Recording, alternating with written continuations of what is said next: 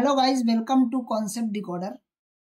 तो guys, BPSC AE 2024 की vacancy अभी केवल एक विभाग के अंदर आई है और वो विभाग है PHED, public health engineering department के अंदर 113 पोस्ट आई है। हालांकि पोस्ट तो बहुत सारी खाली हैं, पोस्ट तो 1000 प्लस आराम से खाली हैं। फिर भी अभी बाकी विभागों के अंदर से भी कोई जानकारी नहीं आई है। जल्द ही ये वैकेंसी आने वाली है। इसके अलग अलग सोर्सेज से हमें जानकारी मिल रही है ना। जो भी लोग इसके बारे में बताते हैं अलग अलग बीपीएससी की वैकेंसीज के बारे में, उनकी तरफ से भी यही आ रहा है कि 1000 के लगभग बीपीएससी 1000 प्लस वैकेंसी निकाल रहा है। सबसे बड़ी बात यह है कि चलिए 1000 वैकेंसी तो निकाल रहा है, लेकिन इसमें से क्या सभी एस्पिरेंट्स का फायदा होगा? क्या जो लोग सभी तैयारी कर रहे हैं, जो लोग इतने टाइम से लगे हुए हैं, सबका फायदा होगा? डिपेंड करता है कि वैकेंसी कैसे आती है।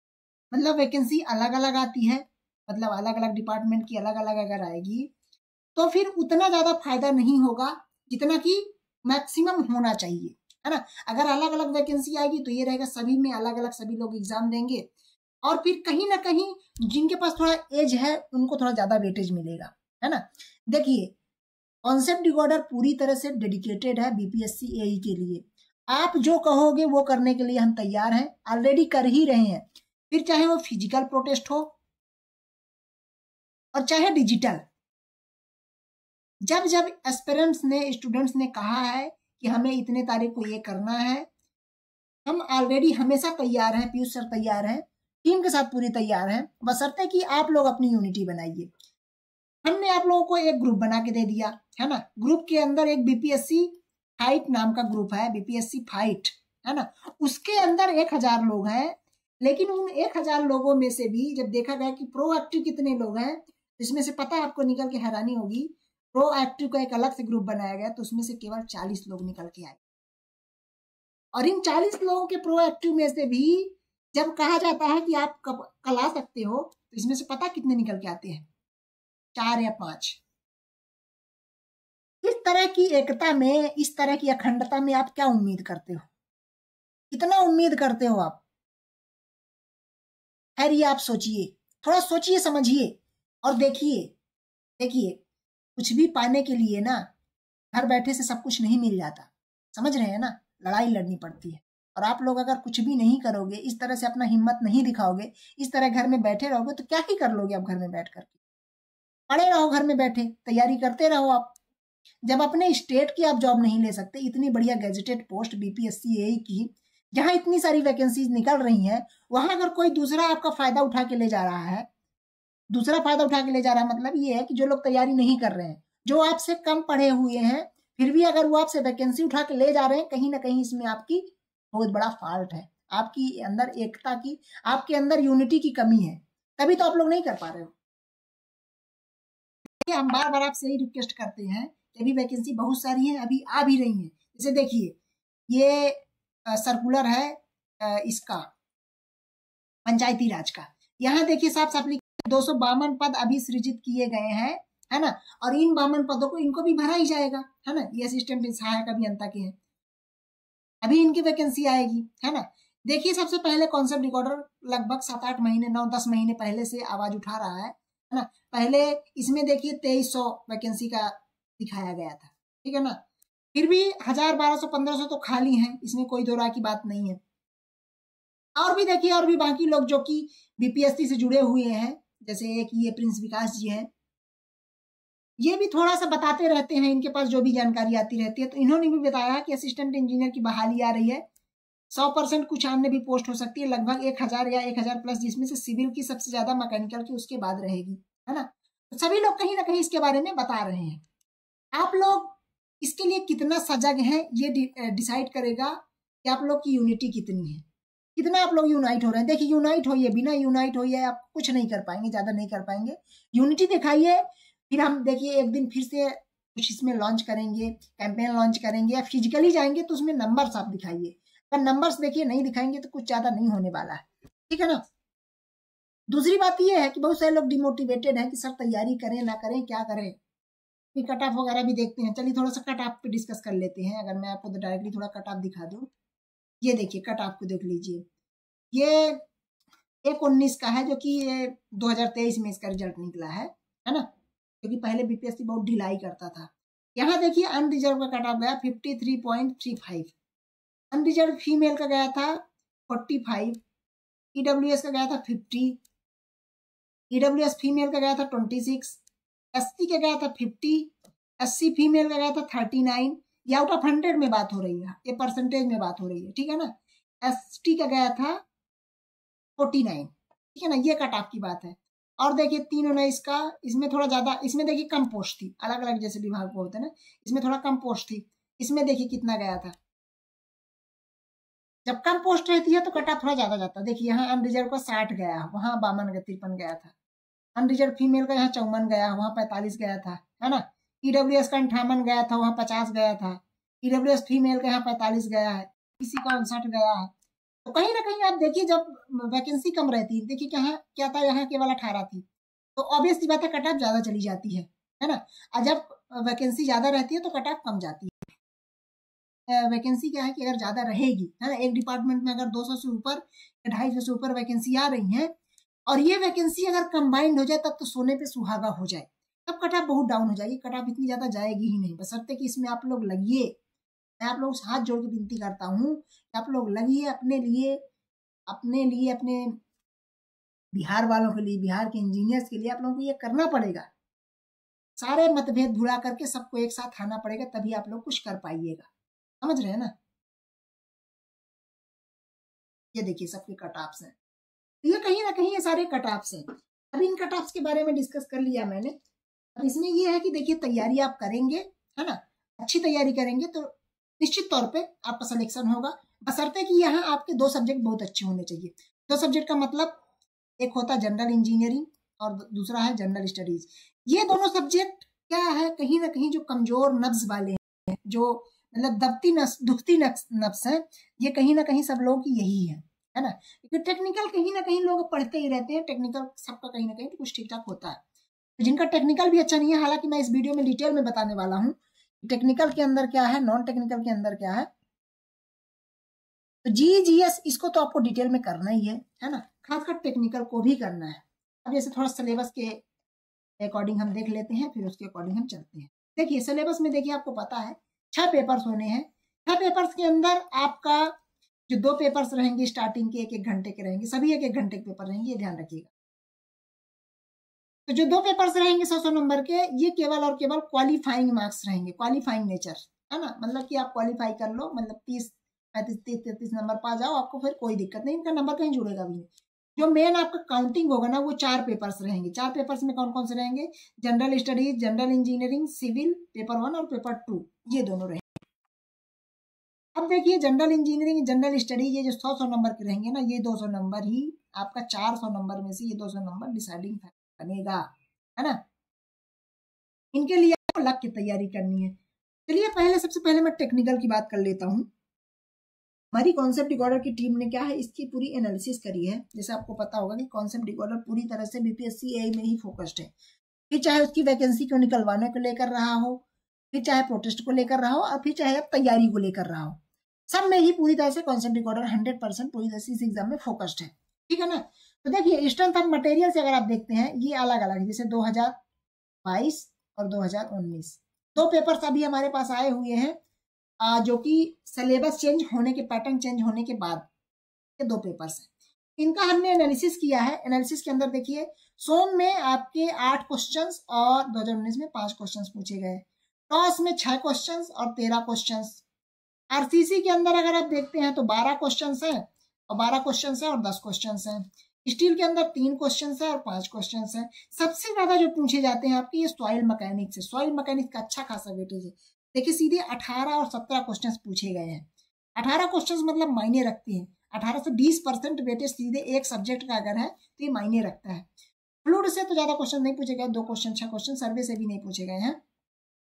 इन्वायरमेंटल इंजीनियरिंग से अच्छे खासे क्वेश्चन पूछे जा रहे हैं, ये देखिए 12 क्वेश्चन, और इरिगेशन एंड हाइड्रोलॉजी से, मतलब अगर आपको कुछ ये बताया जाए ना, कुछ मेन जैसे देखिए एक इन्वायरमेंट हो गया, एक इरिगेशन हाइड्रोलॉजी हो गया, और एक सॉइल मैकेनिक्स हो गया, और हाईवे इंजीनियरिंग, ये 3-4 सब्जेक्ट ऐसे हैं जिनसे मतलब कि 50 से 60 क्वेश्चन पूछे जा रहे हैं ऑन एन एवरेज हर बार, समझ रहे हैं ना। तो आप इनको अगर तैयार कर लेते, केवल इन 4-5 सब्जेक्ट तैयार करते हैं, तो 60-70% आपका सिविल इंजीनियरिंग ऑलरेडी तैयार हो जाएगा। फिर और बाकी आप कर लीजिए, जैसे OCF वगैरह कर लीजिए, इनको कर लीजिए, है ना। डिटेल में हम प्रॉपर करवा रहे हैं इसको, इसकी प्रॉपर तैयारी करवा रहे हैं, इसके लिए प्रॉपर क्लासेस शुरू हो चुकी हैं, तो आप क्लासेस भी कर सकते हैं। और अगर आप अपने से कर रहे हैं तो अपने से भी कर सकते हैं, आप अपने सुविधा अनुसार तो देख सकते हैं। बस ये है कि सबसे इंपॉर्टेंट है स्ट्रेटेजी। स्ट्रेटेजी आपकी कैसी होनी चाहिए। स्ट्रेटेजी अगर आपकी अच्छी नहीं है तो आप बड़े से बड़े एग्जाम को टारगेट नहीं कर पाएंगे, छोटे छोटे एग्जाम को भी टारगेट नहीं कर पाएंगे। स्ट्रेटेजी आपकी अच्छी है तो आप बड़े से बड़े एग्जाम को टारगेट कर सकते हैं। सबसे पहले तो आपको एग्जाम को पैटर्न समझना है ना। जैसे गेट का है, ES का है, CJE का है, ऐसे BPSC यही का एग्जाम पैटर्न है, इसको करना है। फिर दूसरा बात है आपको सिलेबस एनालिसिस करना है, और फिर अपना स्टडी का प्लान बनाना है। और जब आपका स्टडी का प्लान कैसे बनाना है, रेफरेंस मटेरियल पहले ढूंढ लेना, रेफरेंस मटेरियल के आधार पे। और ये रेफरेंस मटेरियल किसके आधार पे ढूंढना है, ये है प्रीवियस ईयर क्वेश्चन, PYQ का एनालिसिस करके। अगर आप इतना कर लेते हैं ना, तो आपका कहीं ना कहीं एक पूरा रोड मैप तैयार हो जाता है तैयारी के लिए, बेहतरीन तैयारी के लिए। फिर सब्जेक्ट वाइज प्रिपरेशन आप शुरू कर दीजिए। सब्जेक्ट वाइज प्रिपरेशन के साथ साथ उनका रिवीजन और मॉक टेस्ट साथ साथ में ये करते जाइए। और साथ में आपका सेल्फ असेसमेंट, मतलब आप खुद का अपना असेसमेंट करिए कि खुद आप कितना कर पा रहे हैं। जितने क्वेश्चंस आपने कोई टॉपिक पढ़ा उससे आपने क्वेश्चंस लगाए, और फिर आप खुद कितने क्वेश्चंस आप उसमें खुद कर पा रहे हैं, ये होता है सेल्फ असेसमेंट, है ना। ये चीज करना आपके लिए बहुत जरूरी है।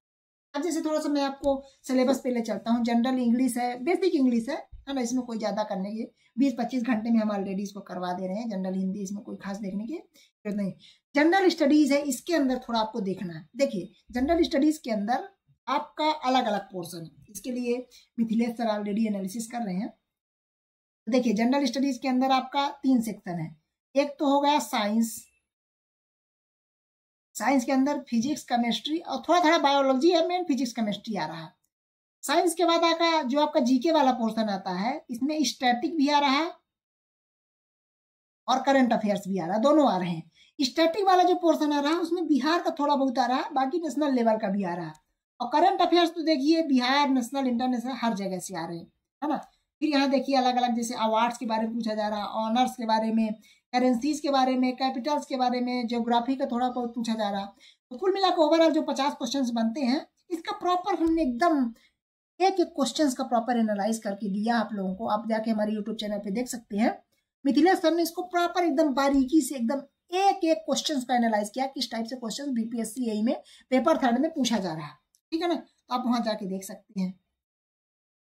फिर अपना चौथा पेपर आता है जनरल इंजीनियरिंग साइंस, या जनरल इंजीनियरिंग से बोला जाता है। इसमें क्या है, तीनों ब्रांच की, मतलब सिविल, इलेक्ट्रिकल और मैकेनिकल, इन तीनों ब्रांच का पूछा जा रहा है। इन तीनों ब्रांच की आपको अच्छे से एनालिसिस करके अच्छे से पढ़ाई करनी है। इंजीनियरिंग मैकेनिक्स है ना, सबसे पहला इंजीनियरिंग मैकेनिक्स है। सर्वे एंड मेजरमेंट, इसमें तीनों ब्रांच का है, मतलब सिविल का भी सर्वे एंड मेजरमेंट है, इलेक्ट्रिकल एंड मैकेनिकल तीनों का है। जैसे देखिए सिविल का तो जैसे ये पोर्शन हो गया एंगुलर मेजरमेंट, है ना, सर्वे इक्विपमेंट्स हो गए। फिर ये इलेक्ट्रिकल के यहाँ से आ गया, electrical workshop measurement like a meter, volt meter, है ना, इंसुलेशन टेस्टर, एनर्जी मीटर, ये हो गया। मैकेनिकल का आ गया, mechanical workshop measuring instrument, linear and angular measurement, है ना। सिविल का तीनों का ब्रांच कहीं ना कहीं यहाँ अवेलेबल है। स्ट्रक्चर ऑफ सॉलिड को आप सोम बोलते हैं, सोम तो आप ऑलरेडी अच्छे से पढ़ लोगे। इंजीनियरिंग मटेरियल से आपको ऑलरेडी BMC के अंदर ऑलरेडी पढ़ोगे, है ना, ये BMC के अंदर आप ऑलरेडी पढ़ोगे, BMC अच्छे से पढ़ाया जाएगा। ट्रांसपोर्ट फिनोमिनन ये मैकेनिकल का पोर्शन है, ये मैकेनिकल का है, इसको भी आपको अच्छे से करना होगा। एलिमेंट्री इंजीनियरिंग ये इलेक्ट्रिकल का है, इसको आपको अच्छे से करना है। इन्वायरमेंटल इंजीनियरिंग तो खैर आप इसको पढ़ ही लोगे, अगर आप सिविल के हो तो अच्छे से आप पढ़ लोगे, कोई दिक्कत नहीं। अब ये सिविल इंजीनियरिंग वाला जो सेक्शन है सिविल का, इसके अंदर जो सब्जेक्ट्स हैं पेपर 5 और पेपर 6 के नाम से है। ये देखिए जैसा कि मैंने ऊपर आपको दिखाया था ना, कैसे कैसे क्वेश्चन पूछे जा रहे हैं। स्ट्रक्चर से अच्छे खासे क्वेश्चन, स्ट्रक्चर मतलब थ्योरी ऑफ स्ट्रक्चर है ना। इसमें आप देख सकते हैं कि पूरा सिलेबस इसमें दिया हुआ प्रॉपर डिटेल में, बहुत ज्यादा एनालिसिस में भी नहीं जाऊंगा, है ना, क्योंकि अपन इसकी सब्जेक्ट वाइज एनालिसिस भी करेंगे। जब इनके हम सब्जेक्ट वाइज क्लासेस जो जो सब्जेक्ट चल रही हैं उनकी हम प्रॉपर एनालिसिस करके देते हैं, है ना। ये ऐसा चलता है। स्ट्रक्चर के बाद देखिए स्ट्रक्चरल डिजाइन के अंदर RCC आ जाता है, आपका स्टील आ जाता है, और प्री रीइंफोर्स्ड कंक्रीट स्ट्रक्चर, ये आ जाते हैं, है ना कहीं ये आपके तीनों स्ट्रक्चरल डिजाइन के सब्जेक्ट्स हैं और ये सभी आ जाते हैं। Soil mechanics and foundation engineering, इसके लिए आपने देखा था ये सबसे इंपॉर्टेंट मतलब आपने देखा था 17 क्वेश्चन एक बार, 18 क्वेश्चन एक बार, मतलब कि सबसे ज्यादा इंपॉर्टेंट अगर 18 से 20% किसी एक सब्जेक्ट का वेटेज है, मतलब आप उसका इंपॉर्टेंस समझ ही सकते हैं कितना इंपॉर्टेंट ये सब्जेक्ट है।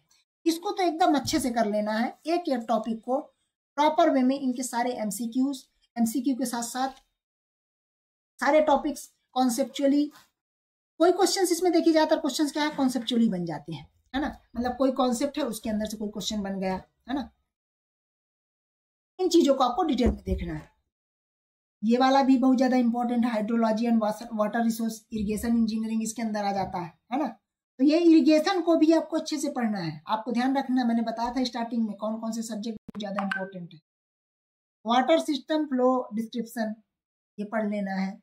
डिजाइन ऑफ फ्लूइड स्ट्रक्चर के अंदर कहीं ना कहीं आपके वही आ जाते हैं, क्रॉस ड्रेनेज वर्क हो गया, कैनाल हो गया, हेड रेगुलेटर हो गया, है ना, कैनाल ड्रेन हो गया, ये सब का हाइड्रो इलेक्ट्रिक पावर इक्विपमेंट वगैरह ये सब कुछ पढ़ना आप। ट्रांसपोर्टेशन इंजीनियरिंग में खासकर मेनली रोड इंजीनियरिंग का है, हाईवे का है ना, ट्रैफिक इंजीनियरिंग से अच्छे खासे क्वेश्चन पूछे जा रहे हैं। ये ट्रांसपोर्ट इंजीनियरिंग अब हम जो है तो शुरू भी करने वाले। ब्रिज का है, ब्रिज से क्वेश्चन तो खैर कम ही आते हैं, तो उसको अगर पढ़ रहे हैं तो ठीक है, नहीं तो कोई खास जरूरत नहीं है। वाटर सप्लाई तो आपका इन्वायरमेंटल इंजीनियरिंग के अंदर पढ़ा दिया जाएगा, सर ऑलरेडी पढ़ा रहे हैं। ड्रेनेज एंड सैनिटेशन कहीं ना कहीं ये पूरा सिलेबस है।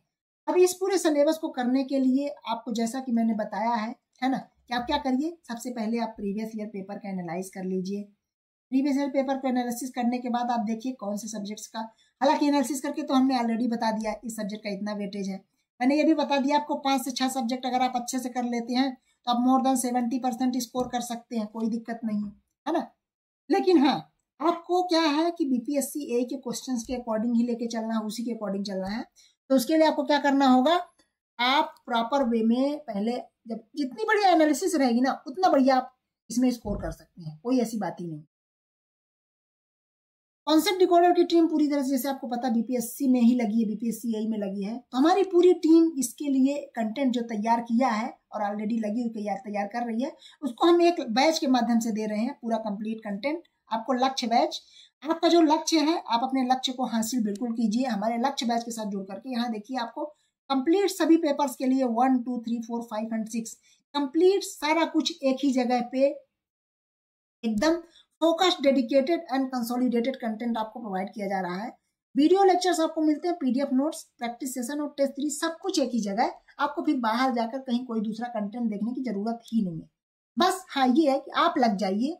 देखिए सारी बातें चलती रहेंगी, ये राजनीति का मुद्दा चलता रहेगा, लेकिन जब वैकेंसी आ जाएगी उस टाइम पे फिर यही देखा जाता है आपने कितनी पढ़ाई करी है, और फिर वहां कुछ नहीं देखा जाएगा, है ना, कि आप क्या कर रहे थे, आपने कितना समझदार है, कितने होशियार है, ये सब कुछ नहीं देखा जाता, ठीक है ना। तो अब आप जो है तो तैयारी में अच्छे से लग जाइए। बाकी आपकी कोई भी क्वेरी हो तो आप इन नंबर्स पे 7999720833 या 9340884849 इन नंबर्स पे जाके आप कॉल कर सकते हैं और अपने सारे डाउट्स आप यहाँ से पूछ लीजिए। आपको सारा कुछ काम, आपका जो भी डाउट होगा सब कुछ क्लियर कर दिया जाएगा, ठीक है ना। ये देखिए जो हम दे रहे हैं सबके पूरा डिटेल्स दिया गया है। ये करना कहाँ से मिलेगा आपको, कॉन्सेप्ट डिकोडर ऐप को जाके वहां से डाउनलोड कर लेना, जाइए और कॉन्सेप्ट डिकोडर ऐप को डाउनलोड कर लीजिए। डाउनलोड करके वहां अपना लॉगिन रजिस्टर कर लीजिए और फिर वहां आपको ये लक्ष्य बैच शो हो जाएगा। अगर आप चाहते हैं कि केवल आप जनरल इंजीनियरिंग और जनरल स्टडीज का कर लें, अगर आपका सिविल इंजीनियरिंग अच्छा था आप वो भी कर सकते हो, वो भी अवेलेबल है। G+GS के नाम से एक अलग से बैच है, उसको जाकर के वहां से जाके उसको भी कर सकते हैं। बाकी इसके रिगार्डिंग बीपीएससी के रिगार्डिंग आगे जो भी प्रोटेस्ट वगैरह आगे करना है ना, इसके रिगार्डिंग हम आपको अपडेट देते रहेंगे। आप लोग भी इसके लिए पूरी तरह से सजग हो जाइए, अवेयर रहिए, है ना, ताकि क्या है कि जो भी कैंपेन हो उसमें एक अच्छा बेहतर रिजल्ट मिले। ऐसा करता हूँ आपको सारी बातें समझ में आ गई होगी। इस वीडियो का जो मकसद था कि बीपीएससी के बारे में सब कुछ 100% इसमें समझाना, वो हमने समझा दिया है। फिर भी अगर आपका कोई डाउट है तो आप YouTube के कमेंट सेक्शन में कमेंट कीजिए और बताइए आपके क्या डाउट्स हैं, या फिर हमारे इन नंबर्स पे डायरेक्टली हमें व्हाट्सएप कर सकते हैं। Thank you so much.